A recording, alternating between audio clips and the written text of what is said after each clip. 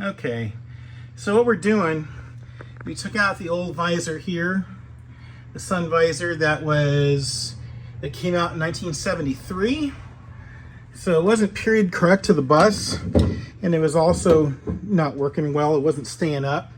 So we did get a hold of a mint sun visor that would have came with the bus, and you can see there's the holes are already there.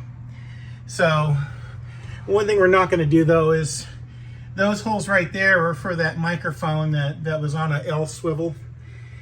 Unless Frank wants that done, I don't, I have no desire to do it unless he says, hey Adam, can you put one in? And that's a different story.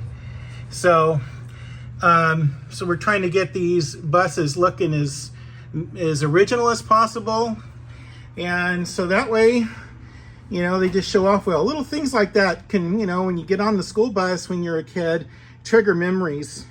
And this is one of the first things that always caught my eye getting on the bus was that sun visor.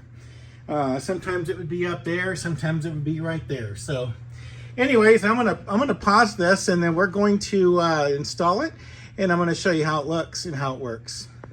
Okay, so there's the visor, where it was meant to be kept.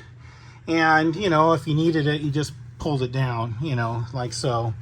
And probably not the most efficient things, when you come to think of it, but it's what it was, and a lot of school districts put those post 1973 visors on, which never really looked right, and so anyways, so basically it could be pulled down like this.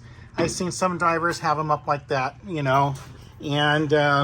it just basically it's just a personal preference, and like I said, some people probably don't like them, but this one here, is this all had to be polished. I had to polish this out, so it turned out pretty nice.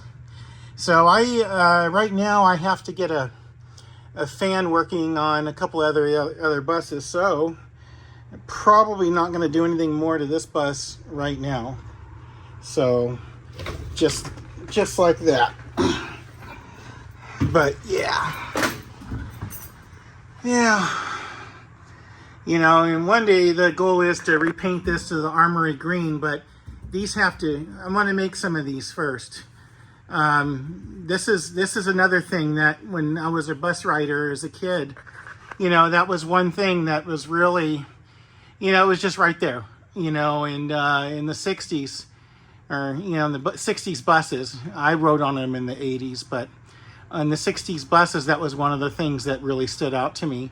So those have to be made. You just can't buy those, I'm gonna have to customize them. They're 1 by 4 inches long with rounded corners.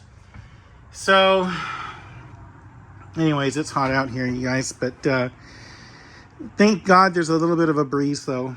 There is that. So anyways, that's all for now.